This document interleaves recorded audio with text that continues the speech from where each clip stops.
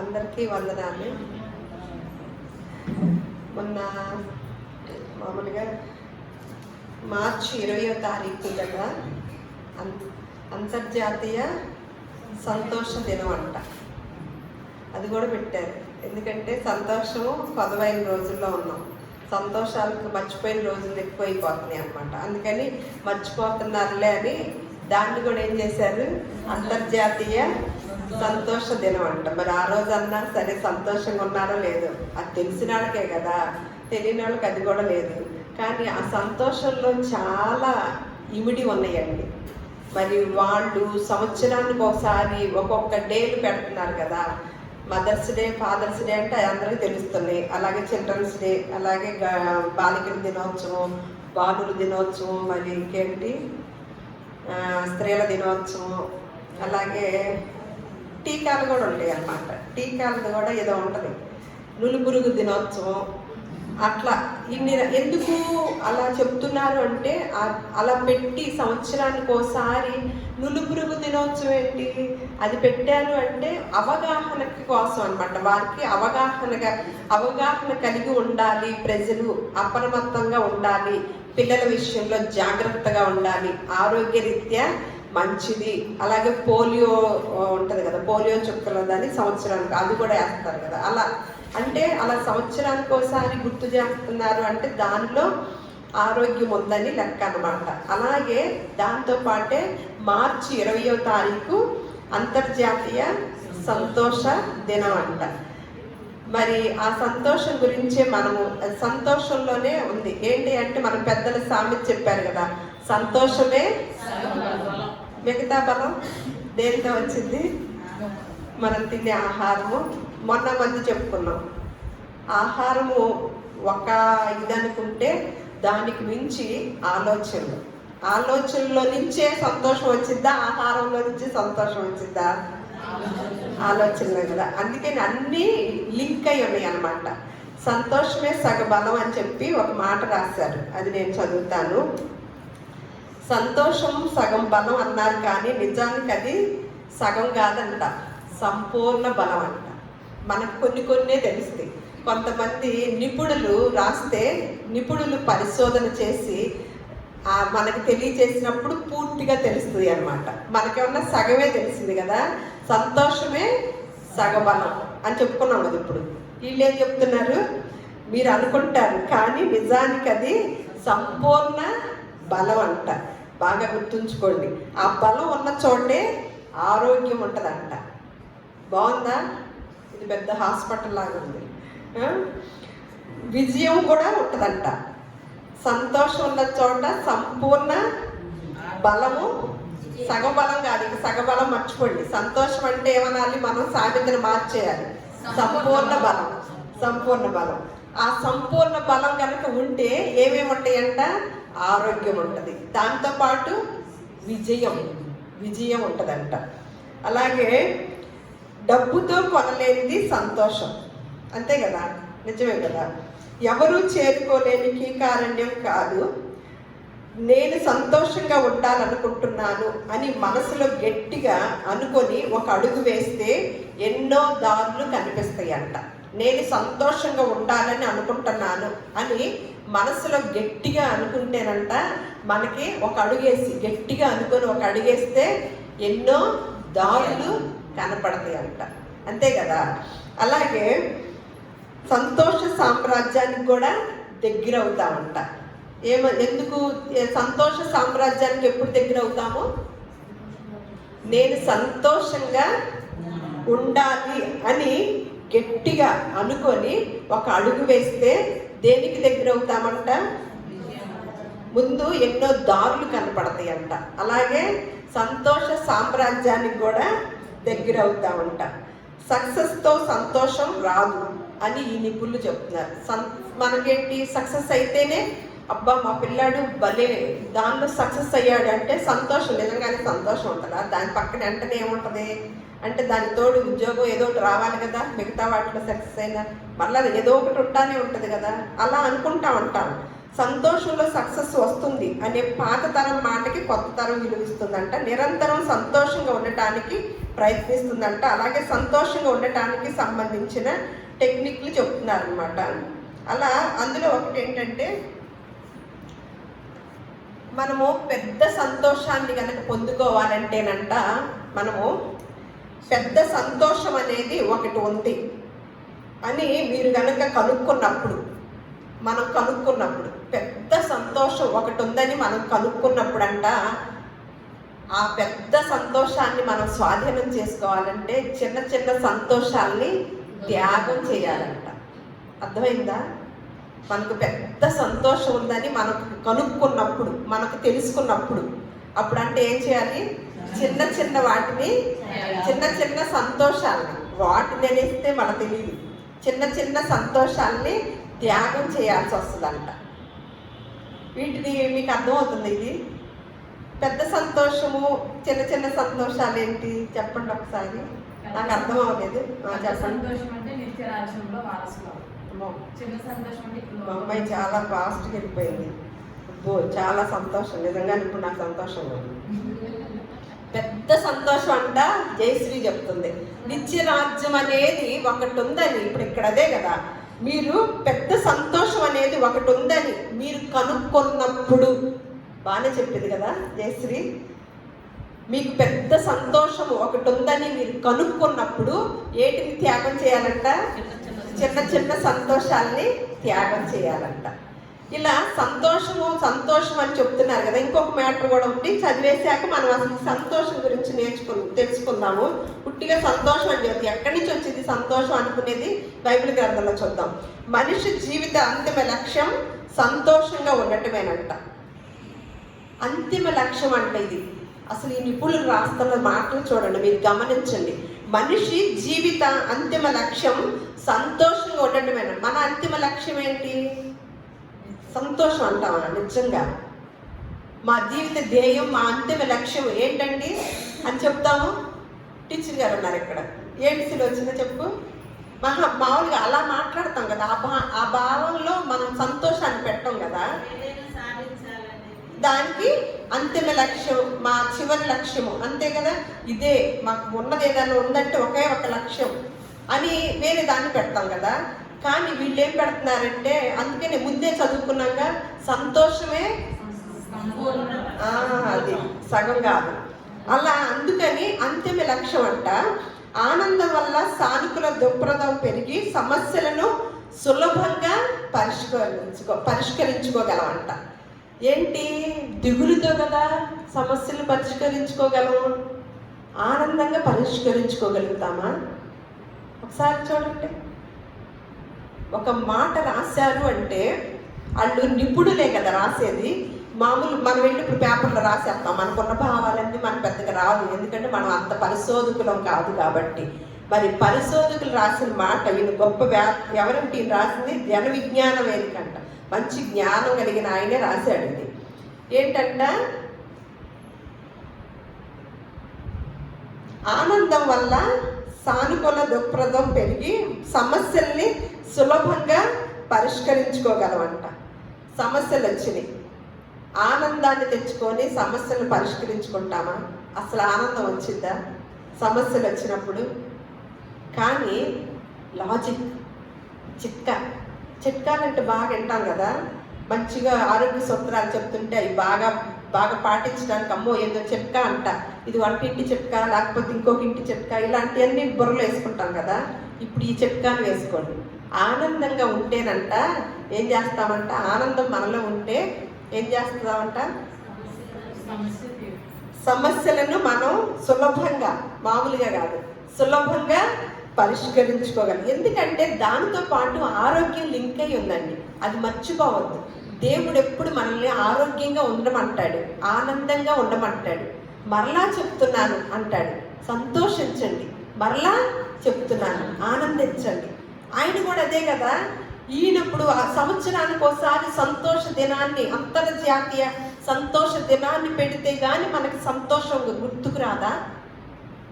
మన సంతోషాలు ఏంటో మరి దేవుడు మనకి ఏ సంతోషాలను పెడితే ఎలా లింక్ అయి ఉన్నదో చూద్దాం అన్నమాట.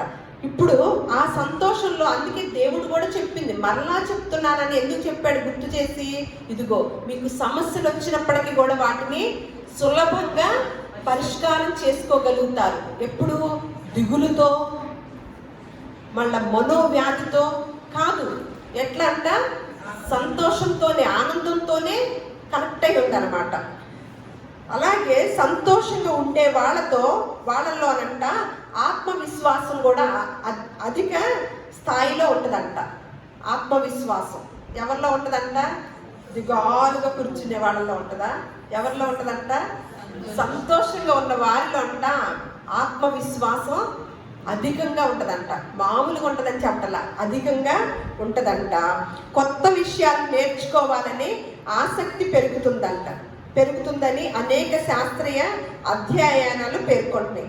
ఈ సంతోషం ఉన్న వాళ్ళల్లో ఏముంటుందంట? కొత్త నేర్చుకోవాలనుకుంటారంట, కొత్త విషయాలు తెలుసుకోవాలనుకుంటారంట. ఆ సంతోషంతో ఉండి, ఆ సంతోషం కనుక లేకపోతే మనకి కొత్త విషయం తెలియటానికి అవకాశం ఉంటుందా? ఏమీ ఉండదు అనమాట. ఎందుకంటే మన లోపలంతా, మన బుర్ర నిండా ఏమి నిండుకొని ఉంది? అసంతృప్తి, దిగులు, బాధ, అలాంటివన్నీ ఉండటం వల్ల మనం కొత్త విషయాలు నేర్చుకోగలుగుతామా? లేదు. కానీ సంతోషంగా ఉంటే కనుక కొత్త విషయాలు కూడా నేర్చుకుంటామంట. మనిషిలో సంతోషానికి సూచిక చిరునవ్వు. ఆ నవ్వు రావాలంటే సంతోషంగా ఉండాలి. నవ్వుల్లో రకాలు ఉన్నాయండి. అది ఎవరు చెప్పారు తెలుసండి? బైబిల్ గ్రంథంలోనే ఉన్నాయి. నవ్వుల్లో రకాలన్నమాట. ఏంటంటే ఒక నవ్వు ఉంటుంది, ఏమని? సామెతల్లో ఉంటుంది, ఒకడు నవ్వుచుండెనను హృదయమున దుఃఖముండును. మరి ఇదేమి నవ్వు? సంతోషంతో నవ్వా? పైకి నవ్వుతున్నాడంట. ఒకడు నవ్వుచుండెనను, సామెతలు 14:13. ఇక నుంచి ఇలా చెప్పేసి మిమ్మల్ని ఎత్తుక్కోమంట. ఇక అదే పనిలో ఉంటారు. ఇప్పుడు ఒక మాట దొరకక కుస్తీ పడుతుంది. ఒకడు నవ్వుచుండెనను హృదయంలో ఏముంటుందంట? దుఃఖము ఉండవచ్చు. ఇక్కడ ఏమంటున్నాడు? మనిషిలో సంతోషానికి సూచిక చిరునవ్వు. ఆ నవ్వు రావాలంటే సంతోషంగా ఉండాలంట, చిరునవ్వు రావాలంటే. అలాగే నేటి ఆధునిక యుగంలో ఇది మనిషి నుండి రోజుకి దూరం అయిపోతుంది. నిజమేనా? నేటి ఆధునిక యుగంలో మనిషికి ఇదంట రోజుకి దూరం అవుతుందంట. దీనికి ఏకీభవించుతారా? ఏమి దూరం అవుతుంది? కాస్త టైం ఇక్కడే పెట్టుకొచ్చారు కాబట్టి కాస్త మనసు కూడా పెట్టండి, నిద్ర తర్వాత పోదు. ఎందుకంటే మరి ప్రయోజనం లేకుండా పోతుంది. ఈ సమయం చక్కగా విలువైన సమయం. మీరు ఇంట్లో చక్కగా రెస్ట్ తీసుకునే సమయం ఇక్కడికి వచ్చారు. ఒక్క మాట అయినా మనం మనసులో పెట్టుకొని వెళ్ళాలి. ఏమవుతుందంట? నేటి ఆధునిక యుగంలో ఇది మనిషి నుండి రోజుకు దూరం అయిపోతుంది. దీంతో మనిషి అంట తీవ్ర ఒత్తిడిలోనికి లోనై అనేక ఆరోగ్య సమస్యలను కొని తెచ్చుకుంటున్నాడంట. చూడండి, ఈ ఆధునిక యుగంలో మనిషికంట సంతోషము చాలా దూరంలో ఉందంట. దీనివల్ల, ఆ దూరంగా ఉండటం వల్ల ఏమవుతుంది? మనిషిలో అనారోగ్య సమస్యలు ఏదైతే తెచ్చుకుంటున్నాడని ఉందా? కొని తెచ్చుకుంటున్నాడంట. అనారోగ్య సమస్యలు కొని తెచ్చుకుంటున్నాడంట. ఈ క్రమంలో సంతోషం ప్రాముఖ్యతను గుర్తించిన మొదటి దేశం భూటాన్ అంట. ఈ భూటాన్ వాళ్ళు పెట్టారనమాట.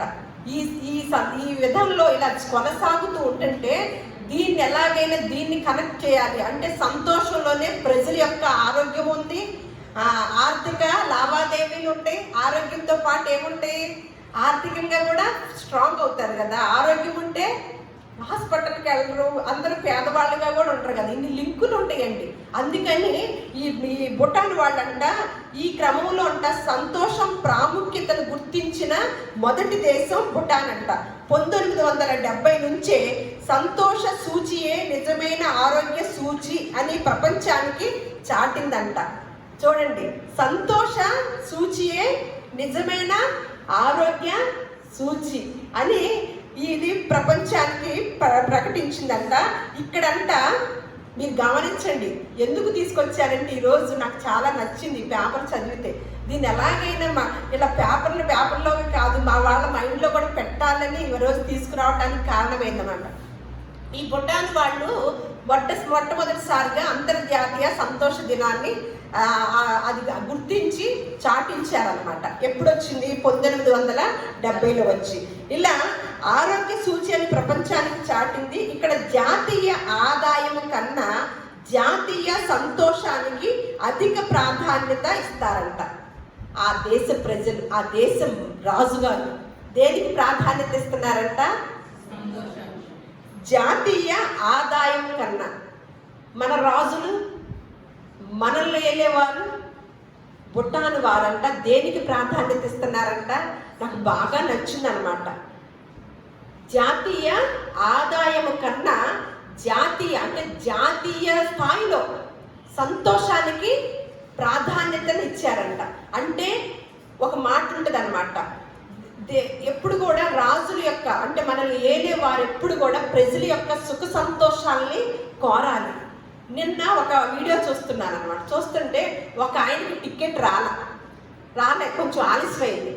ఆయన ఏమంటున్నాడో చూడండి. ఒకప్పుడు ఈ ప్రాంతాన్ని ఏలిన ఆయనే, అంటే ఒక అధికారిగా ఏలటం జరిగింది కదా, ఆ అధికారికి ఏమి ఉండాలనేది నాకు అర్థమైంది. ఆలోచన చూస్తే ఆయన మాట్లాడిన మాటకి నవ్వు వచ్చింది అనమాట. ఆయనకి ఏడుపు వచ్చేసి, నా జీవితంలో ఇంతవరకు దేవుడికి దండం పెట్టలేదండి. నేను ఎవరిని అనుకున్నానంటే ఒక వ్యక్తిని అనుకున్న దేవుడిగా. నేను చేతులెత్తి ఏ రోజు కూడా దండం పెట్టలా. అవునా? ఏం కావాలి నీకు? దేవుడు అక్కర్లేదా? పదవి కావాలా? పదవిచ్చేవాళ్ళు దేవుళ్ళ? అంటే ఆ మనిషికి ఏం తెలిసింది? దేవోక్తి లేని వేళల జనులు కట్టు తప్పి తిరుగుతారు. క్రమం అనేది ఉండదు. దేవుడు అనేవాడు, దేవుడు లేనిదే నీవు ఈ లోకానికి వచ్చి ఉంటావా? అధికారం ఇవ్వాలన్నా, గద్దె ఎక్కించాలన్నా, గద్దె దించాలన్నా ఎవరి ఆధీనంలో ఉంది? ఆ మాట ఎవరికి తెలుసు? మనకు తెలుసు, పరిశుద్ధ గ్రంథం. ఆ వ్యక్తి అంట ఏనాడు పుట్టాక దేవుడికే దండం పెట్టలేదంట. ఏం కావాలి? అధికారం కావాలి. కానీ పరిశుద్ధ గ్రంథం ఏం చెప్తుంది? ఒక వ్యక్తిని అధికారంలో ఉంచాలన్నా, దించాలన్నా నా ఇష్టం ఉంటుంది, ఆయన చిత్తం ఉంటుంది, ఆయన ఇష్టం ఉంటుంది అన్నమాట. దేవుని గురించి ఏం తెలుసుకున్నాము? ఏటి గురించి తెలుసుకోవటానికి ప్రాధాన్యత ఇస్తున్నారు? ఈ భూటాన్ వాళ్ళు ఏం చేస్తున్నారు? జాతీయ ఆదాయము కాదంటండి, వాళ్ళ ప్రజలు మేలు కోరి, ప్రజల యొక్క బాగు కోరి, ప్రజలు సంతోషంగా ఉండాలని ఒక అంతర్జాతీయ సంతోష దినాన్ని ప్రకటించి వారి యొక్క దేశంలో జాతీయ ఆదాయానికన్నా కూడా జాతీయ సంతోషం ముఖ్యం అని నిర్ణయించి వారు కొనసాగుతున్నారన్నమాట. అలా దీన్ని స్ఫూర్తిగా తీసుకొని 2013 నుంచి ఐక్యరాజ్య సమితి సంతోష ప్రాముఖ్యాన్ని ప్రపంచవ్యాప్తంగా తెలియజేస్తూ ప్రజల జీవన విధానంలో మార్పు తేవడానికి ప్రతి ఏటా మార్చి 20వ తేదీన అంతర్జాతీయ సంతోష దినోత్సవాన్ని నిర్వహిస్తోంది. వీళ్ళు ఎప్పుడైతే మొదలెట్టారో దీన్ని ఫాలో అవుతూ 2013లో మొదలెట్టారనమాట. ఇక ప్రపంచ యావత్తు కూడా దీన్ని కొనసాగించాలి, భూటాన్ వారు చేస్తున్నది బాగుంది అని ఇదంతా కూడా. అందుకని ప్రపంచ అంతర్జాతీయ సంతోష దినోత్సవంగా మార్చి 20వ తేదీన ప్రారంభించడం మొదలైంది. ఈ ఏడాది ఆనందం కోసం పునర్నిర్మాణం కోవడం, దానికి అనుగుణమైన సమాజాన్ని నిర్మించడం అని ఇతివృత్తితో నిర్వహిస్తున్నారు. ఏంటంటే దేశ ఆర్థికాభివృద్ధితో పాటు అనేక ఇతర అంశాలు ప్రజల సంతోషంపై ప్రభావితం చూపుతాయని ఆర్థికవేత్తలు పేర్కొంటున్నారంట. దేంతో కనెక్షన్ అయ్యింది?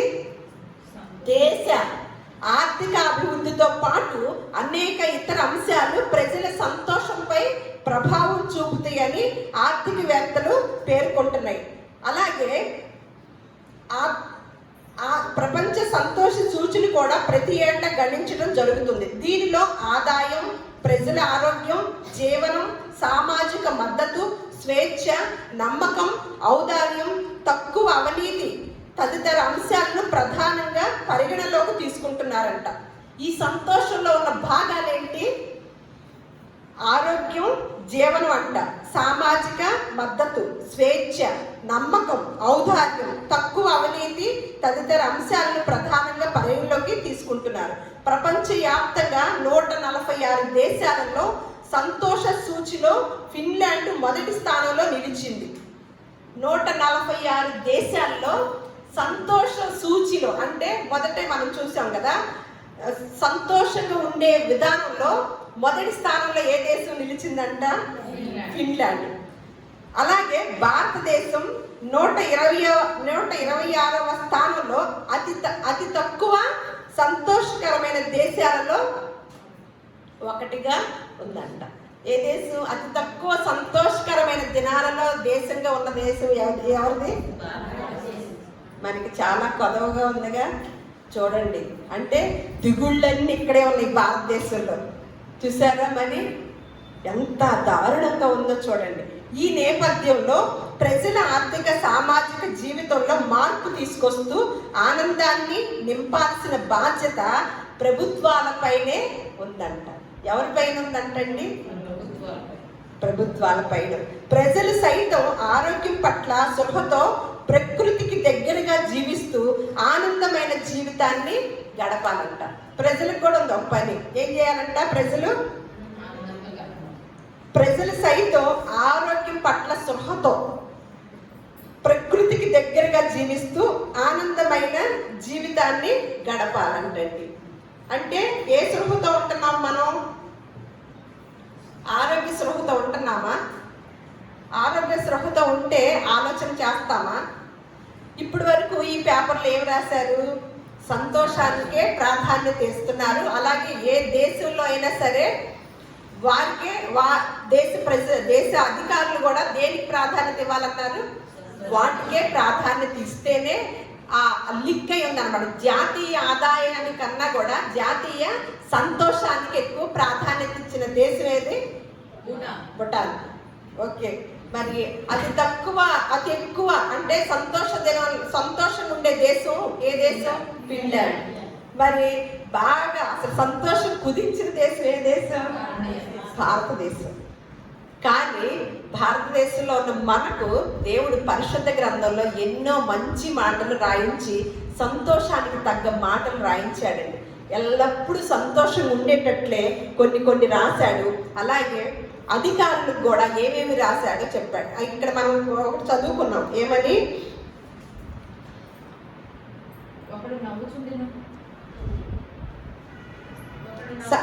ప్రజల ఆరోగ్య జీవనం, సామాజిక మద్దతు, స్వేచ్ఛ, నమ్మకం, ఔదార్యం, తక్కువ అవినీతి అంట. అలా ఆ దేశాల్లో కనుక ఇవి ఉంటే ఏముంటదంట? సంతోషము అన్నీ ఉండే. తక్కువ అవినీత అంటే అవినీతి లేకుండా కుదరదా? ఎలా రాశారో చూడండి. వీళ్ళు కూడా నిపుణులే. కానీ తక్కువ అవినీతి ఉంటేనంట ఆ ప్రజలకి, ఆ దేశానికి, ఆరోగ్యానికి, సంతోషానికి, వీటన్నిటికీ కనెక్ట్ అయి ఉందంటండి. అయితే తక్కువ అవినీతి అనేది చూద్దాం. ఇక్కడ మనకు దేవుడు పరిశుద్ధ గ్రంథంలో ఏమి రాయించాడో చూద్దాం.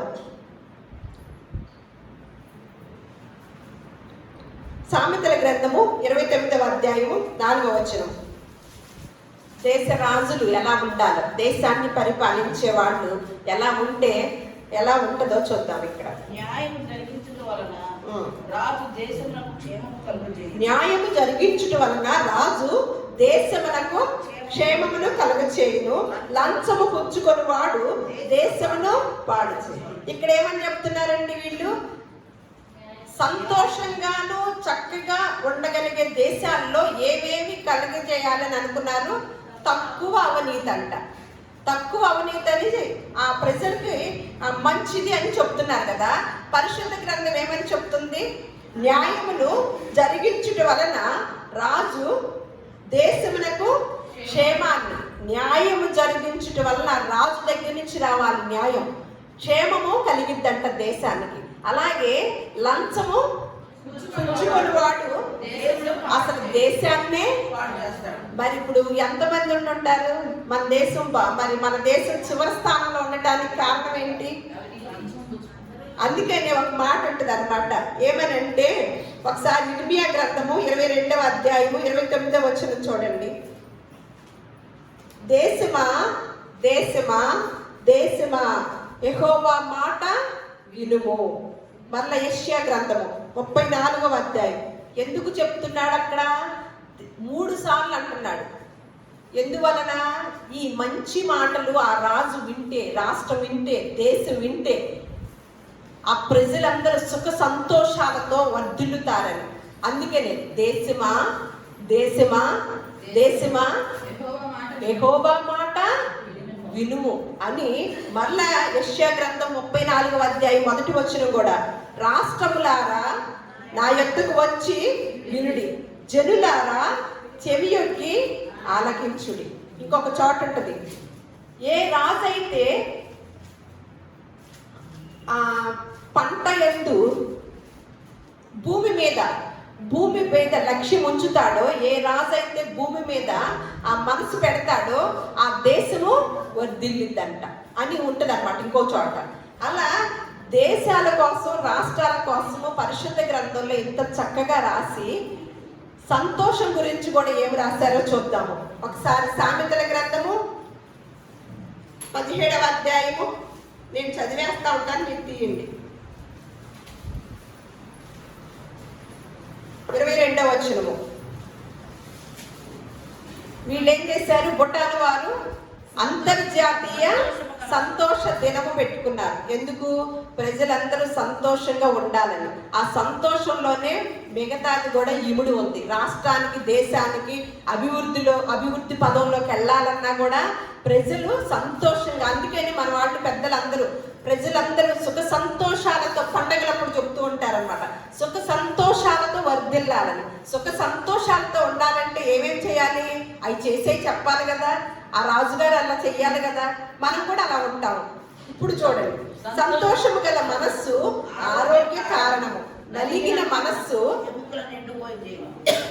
అలాగే సామెతలు 15వ అధ్యాయం 13వ వచనం నేను చదువుతాను అంతవరకు.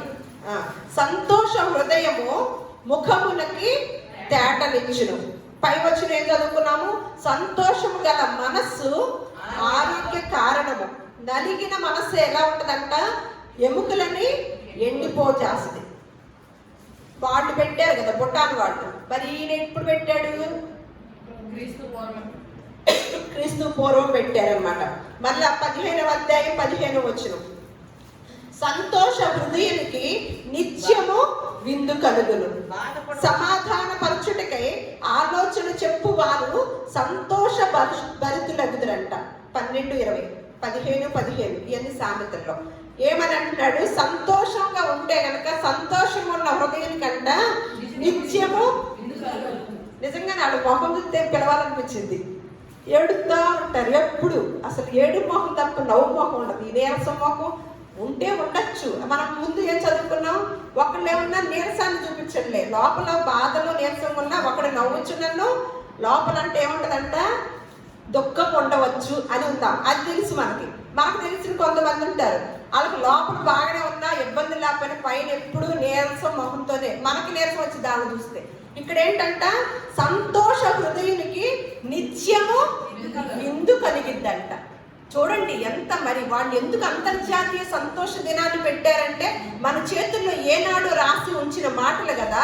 సంతోషం అనేది మెయిన్ కేంద్ర స్థానమై ఉన్నప్పుడు మనము ఎలా ఉంటాం. అందుకనే సంతోషం ఎలా అన్నాడు? ముందుగా మనం నేర్చుకున్నాము సంపూర్ణ బలము. అబ్బో, అలా అన్నప్పుడు ఇంకొకటి చూడండి, సమాధాన పరచుటకై ఆలోచన చెప్పువారు ఎవరుంటారు? సమాధాన పరచుటకై ఇద్దరు వ్యక్తులకి తేడా వచ్చింది. సంతోషపరిచే వారికి ఏం కలిగిద్దంట? సమాధాన పరిచే వారికి, సమాధాన పరచుటకే ఆలోచన చెప్పువారు ఎలా ఉంటారంట? వాళ్ళు సంతోషం గురించే రాశారు. ఆ సంతోషము ఎలా వస్తుంది, దేని ద్వారా పొందుకుంటారు, ఆ పూర్ణ బలం ఎలా పొందుకుంటారు అనేది వివరణ ఎక్కడుందంటే వాళ్ళు చెప్పల, పరిశుద్ధ గ్రంథంలో ఉందన్నమాట. ఇక్కడ ఏమంటున్నాడు? సమాధానపరచుటకే ఆలోచన చెప్పు వారికి వారు ఎలా ఉంటారంట? అంటే దానితో కూడా సంతోషం తెచ్చుకోవచ్చా? నిజంగా మనం ఎంతమందిని సమాధాన పరిచామండి చెప్పండి? సమాధాన పరిచయటానికి ఆలోచన ఎంతమందికి చెప్పాం మనం? దానివల్ల మనకు మేలుందంటే మనం ఏం చేయాలి? సమాధాన పరచుటకే గొప్ప ఆలోచన చెప్పాలన్నమాట. దానివల్ల ఎవరికి లాభం? మనకే లాభం. వాళ్ళు సంతోష భరితులు అవుతారంట. చూడండి, అలాగే సామెతలు 15:30 కన్నుల ప్రకాశము చూచుట హృదయమునకు సంతోషకరం. ఏంటి చూడండి, కన్నులకి ప్రకాశవంతమైనవి చూడటం వల్ల ఎక్కడికి సంతోషం వచ్చిందంట? హృదయమునకు సంతోషం అంటండి. మనం ఎన్నిసార్లు కన్నులకి ప్రకాశవంతమైనవి చూస్తున్నాము? మన చేతుల్లోనే ఉంది కదా పరిశుద్ధ గ్రంథం. ఎందుకు ఆ సంతోషాన్ని కోల్పోతున్నాము? ఇది వ్యక్తిగతంగా వచ్చే సంతోషం అండి. ఎవరికి వారు తెచ్చుకునేదేనమాట. ఎవరికి వారు, ఇందాక మనం ముందే ఒక ఆయన చెప్పిన, అదే నిపుణులు చెప్పిన మాట, మనము సంతోషంగా ఉండాలని గట్టిగా నిర్ణయం చేసుకొని ఒక అడిగేస్తే ఏమవుతుందంట? మనకి దారులు కనపడతాయి అంట. అలాగే సులభంగా సమస్యలు కూడా పరిష్కారం చేసుకోగలం. ఇక్కడ చూడండి, అలాగే దయగల మాట సంతోషపెట్టును. అంటే చూడండి, మనము ఇతరులకు కూడా సంతోషం పెట్టే విధానంలో మన చేతిలో, మనకు మనమే కాకుండా మన సేవించే దేవుడు ఏం చెప్తున్నాడో చూడండి. మన మట్టుకు మనమే సంతోషంగా ఉండటమే కాకుండా మన దయగల మాట అంట ఇతరులు కూడా ఏం చేస్తుందంట? మన మట్టికే కాదు ఈ సంతోషం. మరి మన దగ్గర ఉన్న దేవుడు మామూలు దేవుడా? ఎలాంటివి ఇస్తున్నాడో చూడండి, సూచనలు మనకి. మన మట్టికే మనం సంతోషించే కొన్ని చూసాము, కానీ మన ఎదుటి వారిని కూడా సంతోషపరిచేది ఏంటంట? మన దయగల మాట వల్ల వారిని కూడా మనము సంతోష పెడతామంట. ఆ ఆధిక్యతను కూడా మనం పొందుకుంటామంట.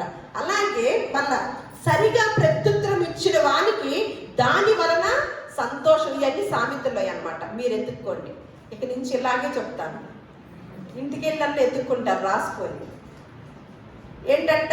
సరిగా ప్రత్యుత్తరం ఇచ్చి వారికి సరిగా ప్రత్యుత్తరం ఇచ్చిన వానికి దాని వలన.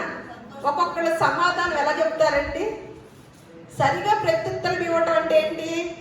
చక్కగా జవాబు చెప్పటమే కదా, అంతేనా? నేను అర్థం చేసుకుంది, మీది అంతేనా అర్థం?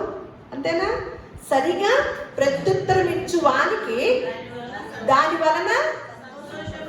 చూడండి, మనం ఒక్కోసారి జవాబులు ఎలా ఇస్తాము? జవాబులు రాంగ్ ఎప్పుడు వెళ్తాయి? మనం తప్పు చేసినప్పుడు. మన పిల్లలు ఒక్కోసారి తప్పు చేస్తారు, సరిగ్గా సమాధానం చెప్తారా? మనకి ఎట్టెళ్తాయి ఆ సమాధానం? నిర్లక్ష్యంగా ఉంటుంది ఆ సమాధానం, పట్టించుకున్నట్టు అదో రకంగా ఉంటుంది. వారిని ఇబ్బంది పెట్టింది, మనల్ని కూడా ఇబ్బంది. అందుకని సరిగ్గా ప్రత్యుత్తరం ఇచ్చిన వానికంట దాని వలన సంతోషము పుట్టునంట. చూడండి, అలాగే ఒక వ్యక్తి అంటున్నాడు ఇక్కడ కీర్తనలో అన్నమాట. ఒక రాజుగారు అంటున్నారు. మన రాజులు ఏమంటారు? ఎప్పుడు అసలు దేవుడే పూజించమంటున్నారు. మన రాజులు కొంతమంది, మాకు దేవుళ్ళు ఎవరయ్యా అంటే, మేము ఎవరైతే మాకు సీట్ ఇస్తారో అనే దేవుళ్ళు. ఇక్కడ ఏమంటున్నాడు? నీ కీర్తన 119వ కీర్తన దావీదు గారు అంటున్నారు, 174వ వచనము. నీ ధర్మశాస్త్రము నాకు సంతోషకరము. నీ ధర్మశాస్త్రం ఏంటి? లా, ఇది కదా చట్టం. ధర్మశాస్త్రం అంటే చట్టం. మనకి చట్టంలో ఉన్నవన్నీ విషయాలు చెప్తే మనకు సంతోషంగా ఉంటుందా? బాబోయ్, ఈ పని చేస్తే ఇదంట శిక్ష, ఈ పని చేస్తే ఇదంట శిక్ష, ఈ మాట మాట్లాడితే ఇదంట శిక్ష వివరించారు. సంతోషంగా ఉంటుందా? ఆ చట్టం చూసి వివరించినప్పుడు సంతోషంగా ఉంటుందా? ఇక్కడ ఈ భక్తుడికి ఏం కలుగుతుందంట? నీ ధర్మశాస్త్రము నాకు సంతోషకరము. చూడండి, ఆయన దేంట్లో సంతోషిస్తున్నాడు? ఆ ధర్మశాస్త్రాన్ని చూసి. అందుకనే ఆయన మొదటి కీర్తన ఏమి రాసుకున్నాడు? యెహోవా ధర్మశాస్త్రమును ఆనందించుచు దివారాత్రులు ధ్యానించువాడు ధన్యుడు అని రాసుకున్నాడు కదా. అలాగే అంతేకాక ఇంకొక మాట, సంతోషంతో దేవుణ్ణి సేవించండి, ఆయనే మనలను పుట్టించు. ఈ కూడా కీర్తన అనమాట. మనము ఆయన వారము, దేవుడు మన కొరకు గొప్ప కార్యములు చేసి ఉన్నాడు, మనము సంతోషభరితులము అయితిమి. దేవుడు విమోచించిన వారు వారి తలల మీద నిత్యానందము ఉండునంట. దేవుడు ఎవరినైతే విమోచించుతాడో వారి తల మీద ఏముంటదంటండి? నిత్యము ఆనందం ఉంటదంటండి. అంటే ఆయన విమోచనకి, ఆయన మనల్ని విమోచించేటట్లుగా మనం ఏం చేయాలప్పుడు? ఆయన ఇష్టలుగా ఉండాలి కదా. వాళ్ళకంటే ఎప్పుడు ఏముంటది? నిత్యము ఆనందం అంట. వారు ఆనంద సంతోషములు గలవారై ఉందురు అంట. అలాగే సామెతల్లోనమాట, నీతిమంతుల ఆశ సంతోషమును పుట్టించును. ఇక్కడ ఒక మాట బాగా నచ్చింది నాకు. నీతిమంతుల ఆశ అంట సంతోషమును పుట్టించును. మన ఆశ, మనం ఆశపడతాం ఏదన్నా, మరి మనం పడిన ఆశ మనకి సంతోషాన్ని పుట్టిస్తుందా? ఒకసారి ఆలోచించండి. మనం పడే ఆశ మనల్ని సంతోషాన్ని పుట్టించిద్దా? మనకి పుట్టించింది అసలు ఎప్పుడన్నా? మరి ఇక్కడ ఏమనుంది? నీతిమంతుల ఆశ సంతోషమును. అంటే నీతిమంతులు ఏం కోరుకుంటారు? నీతిమంతులని పెట్టాడు కదా ఇక్కడ. నీతిమంతుల ఆశ ఎప్పుడైతే ఆశపడతారో వారికి ఏం కలిగిందంట? సంతోషం పుట్టించిందంట. మీరు ఆలోచించుకోండి తర్వాత. అలాగే ఒక వ్యక్తి ఉన్నాడు. ఈ వ్యక్తి మనకి అన్ని బాగుంటేనే కదా సంతోషం. ఇప్పుడు వరకు బాగానే ఉంది, అన్ని బాగానే చెప్పాం. అమ్మ బాగానే చెప్పావు, అమ్మ సంతోషం సంతోషం సంతోషం అని. మమ్మీ నీకేం తెలుసమ్మా మా ఇళ్ళల్లో బాధలు, లేకపోతే మా పరిస్థితులు, నేను ఆ పరిస్థితుల్లో మేము ఎలా సంతోషించుతామమ్మా అని మనకి ప్రశ్నార్థకంగానే ఉంటుంది కదా. కానీ అటువంటి వారి గురించి కూడా పరిశుద్ధ గ్రంథంలో జరిగిన సంఘటనలో నుంచి కొంతమంది వ్యక్తులు వారికున్న బాధల్లో కూడా ఎలా మాట్లాడారో దేవుడితో, అది కూడా చూద్దాం. హబక్కూకు గ్రంథం ఒకసారి తీయండి. హబక్కూకు 3వ అధ్యాయము. తీసిన వాళ్ళు పేజీ నెంబర్ చెప్పండి తక్కువ. లక్ష్మి కొత్తగా వస్తుంది మన మధ్యకి. లక్ష్మి నిజంగా నాకు ఎంత సంతోషం వేస్తుందో, ఎంత ఆసక్తితో బైబిల్ని తెచ్చుకుంటుంది చక్కగా. అసలు ఎంత పట్టుమని కొన్ని నెలల్లో పసిబెట్ట అంతే. టక్కున ముందు ఎవరు చెప్పారు? లక్ష్మి చెప్పింది పేజీ నెంబర్. నాకు ఎంత సంతోషాన్ని ఇస్తుంది ఇప్పుడు. నాకు ఇది చాలు. 3వ అధ్యాయం 17వ వచనం నేను చదువుతాను. అంజూరపు చెట్టు పుయ్యకుండినను, ఇక్కడ మీరు అర్థం చేసుకోవడానికి ప్రయత్నం చేయండి. మా ఇళ్లలో ఎన్ని సమస్యలు ఉన్నాయండి, ఎక్కడ సంతోషం దొరికిద్దండి? దేవుడు చెప్పే సంతోషం వేరండి. ఎప్పుడు కూడా ఆయన ఆయన చెప్పిన కోణంలో కనుక మనము ఆలోచిస్తూ ఉంటే నిజంగానే సంతోషంగానే ఉంటాం. మన కోణంలో ఆలోచించబట్టి చిన్ననాటి నుండే మనకి బాధలు అనేది మన తల్లిదండ్రుల దగ్గర నుంచి వాళ్ళు పడే వాటిని చూస్తూ వచ్చాం కదా. అన్నీ మనకి బాధలుగా ఉండటం వలన మనకి సంతోషం అనేది అసలు కనపడతల్లా. ఇక్కడ ఏమంటున్నాడు? అంజూరపు చెట్లు ఉయ్యకుండెనను, నేను చదువుతున్నాను, ద్రాక్ష చెట్లు ఫలింపకపోయినను, ఒలీవ చెట్లు కాపు లేక ఉండినను, చేనిలోని పైరు పంటకు రాకపోయినను, గొర్రెలు దొడ్డిలో లేకపోయినను, సాలల్లో పశువులు లేకపోయినను, నేను యెహోవా యందు ఆనందించెదను, నా రక్షణకర్త అయిన నా దేవుని యందు నేనే సంతోషించెదను. మరి ఈయన సంతోషిస్తున్నాడా? ఏమేమి లేకపోతేనంట? అసలు ఏమీ లేవు కదా, అంటే తినడానికి తిండే లేదు ఇక్కడ చెప్పిన దాన్ని బట్టి అయితే. అయినప్పటికీ కూడా ఏం మాట్లాడుతున్నాడు? నా రక్షణకర్త అయిన నా దేవుని యందు నేను సంతోషించెదను. ఇందులో ఉన్న లాజిక్ అండి. మరి బొటాను వాళ్ళు ఎందుకు కనిపెట్టారు? జాతీయ ఆదాయం కన్నా కూడా జాతీయ సంతోషమే మా దేశానికి ముఖ్యము. తెలివిగల రాజులు అనమాట అండి. మన వాళ్ళేంటి? రాజులు ఆనందంగా ఉంటే చాలు, మనం లేకపోయినా పర్వాలేదు, మన దేశంలో ఆనందం లేకపోయినా పర్వాలేదు, వాళ్ళు గద్దెలెక్కితే చాలు. వాళ్ళకి సీట్లు వస్తే చాలు, వాళ్ళు గెలిస్తే చాలు కదా. ఇక్కడ ఏమంటున్నాడు, అంజూరపు చెట్లు పూయకుండెనను, ద్రాక్ష తోటలు ఫలింపకపోయినను, ఒలివ చెట్లు కాపు లేకుండాను, చేనిలోని పైరు పంటకు రాకపోయినను, గొర్రెల దొడ్డిలో లేకపోయినను, శాలలో పశువులు లేకపోయినను, నేను యెహోవా యందు ఆనందించెదను, నా రక్షణకర్త అయిన నా దేవుని యందు నేను సంతోషించెదను అని చెప్తున్నాడండి. చూడండి ఇంకా అసలు ఎంత ఆశ్చర్యం వేస్తుందో. ఇక్కడ ఇంకొకసారి ద్వితీయోపదేశకాండము 15వ అధ్యాయము 5వ వచనం చూసేసి కొన్ని 2-3 వచనాలు చూసి ముగించేస్తున్నాం. ద్వితీయోపదేశకాండము 15వ అధ్యాయము 5వ వచనము. నీ దేవుడైన యెహోవా మాటను జాగ్రత్తగా వినిన ఎడల మీలో వేదలు ఉండనే. ఎవరు వినాలి ఈ మాట? రాజులు వినాలి కదా. యెహోవా మాటను, మీ దేవుడైన యెహోవా మాటను జాగ్రత్తగా విని ఎడల మీలో వేదలు. మరి ఏంటో వినాలి కదా, వినరు. ఎవరు గోల వాడదే కదా.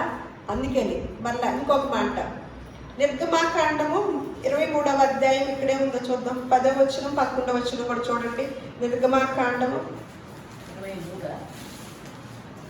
6 సంవత్సరములు నీ భూమిని విత్తి దాని పంట కూర్చుకొనవలెను, 7వ సంవత్సరమున దాని బీడు విడువవలెను.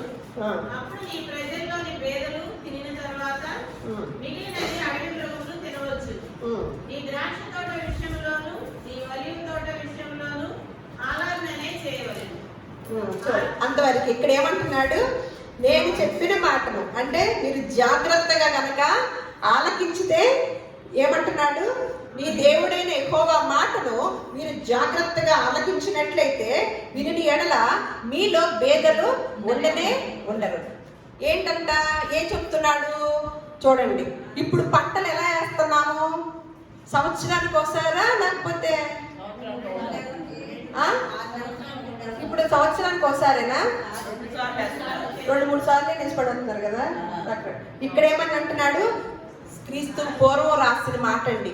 ఏమంటున్నాడు, 6 సంవత్సరములు నీ భూమిని విత్తి దాని పంట కూర్చుకొనవలెను, 7వ సంవత్సరమున దానిని బీడు విడవవలెను. అప్పుడు నీ ప్రజలలోని వేదలు తినిన తరువాత మిగిలినది అడవి మృగములు తినవచ్చును. నీ ద్రాక్ష తోట విషయంలోను నీ ఒలీవ తోట విషయంలోను అలాగునే చేయండి. ఎవరు చెప్తున్నారండి ఇది? అసలు బేదలను కనికరించేవాడు ఎవరు ఉన్నారా? కానీ సామెతలో ఒక మాట ఉంటుంది, బేదల్ని కనికరించువాడు యెహోవాకి అప్పిచ్చువాడంట. అబ్బా, దేవునికే నేను అప్పిస్తున్నాను.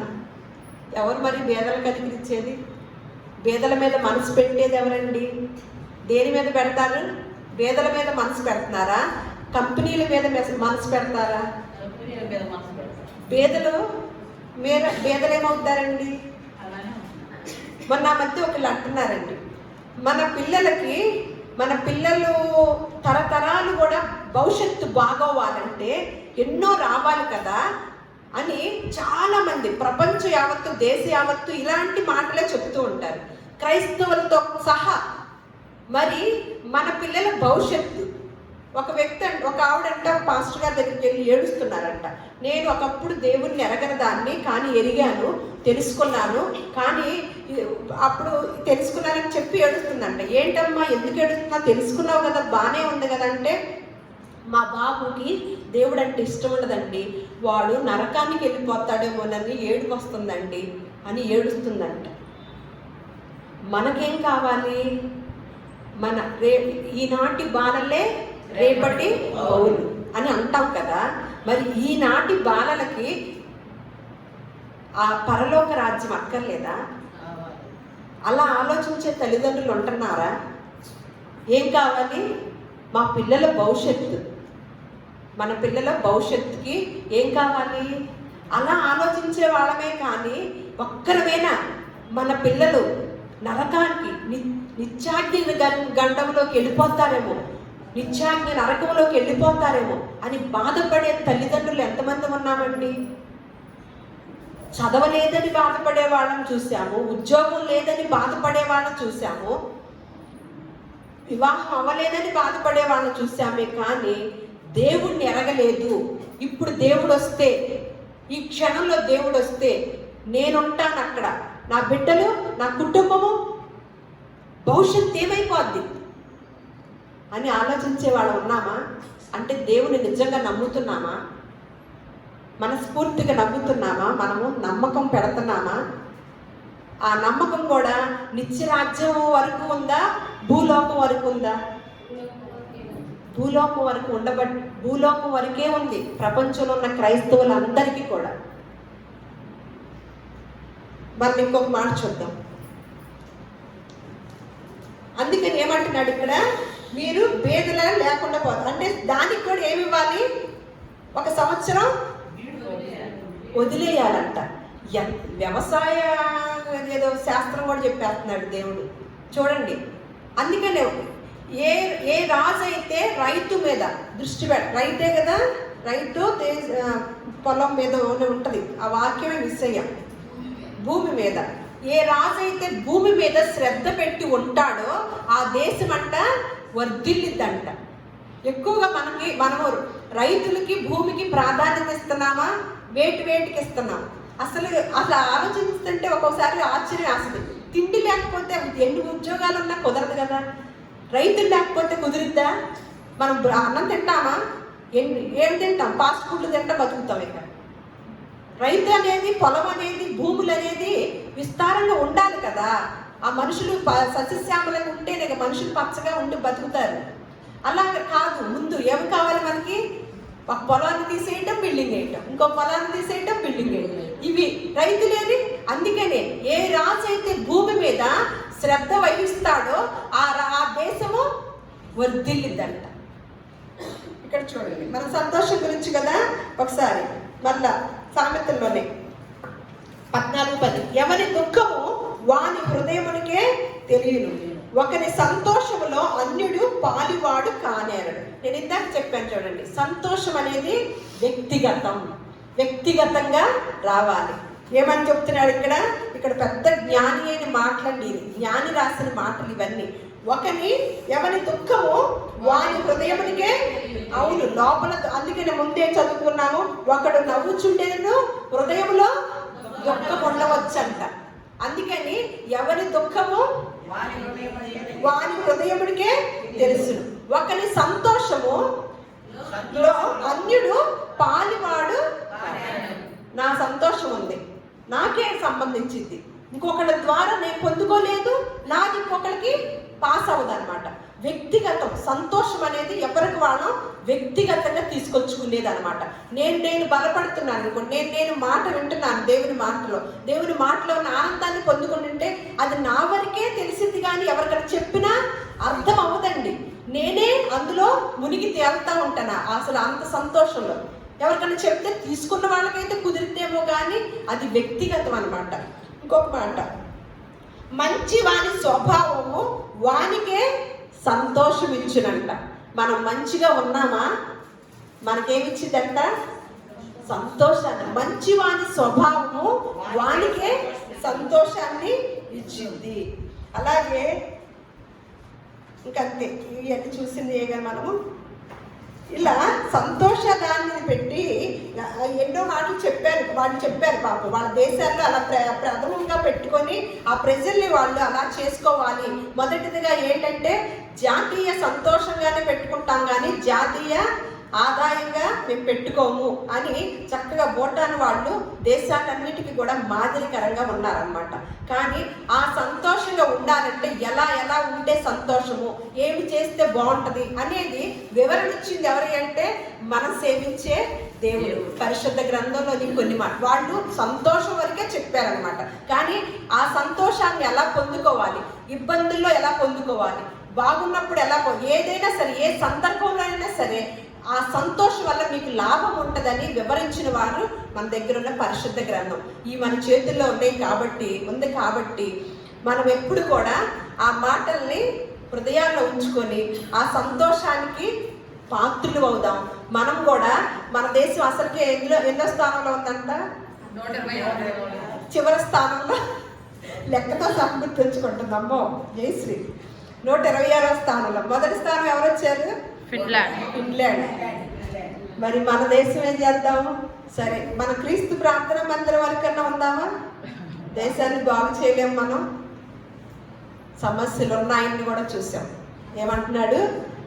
ఏ ఉన్నా లేకపోయినా నా రక్షణకర్త అయిన దేవుని యందే నేను సంతోషిస్తాను, ఆనందిస్తాను అని హబక్కూకు గారు మన ముందు ఆ మాటలు కూడా చెప్పి ఉంచారు. అమ్మ ఎవరికి ఒక మాట మా ఎత్తకోకుండా, ఇంకొక మాట మీకేం తెలుసమ్మా అనుకోకుండా ఆయనను కూడా మన ముందు ఉంచారు.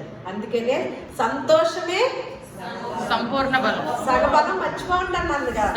సంతోషమే సంపూర్ణ బలం. ఆ సంపూర్ణ బలాన్ని ఇక్కడ ఉన్న మనందరం కూడా మెండుగా నిండుగా దేవుడు మనకు అటువంటి సంపూర్ణ బలాన్ని అనుగ్రహించునుగాక. ఎవరైతే ఈ మాటలు వింటున్నారో వారందరికీ కూడా దేవుడు అనుగ్రహించునుగాక. దేవుడు మిమ్మల్ని అందరిని కూడా దీవించునుగాక.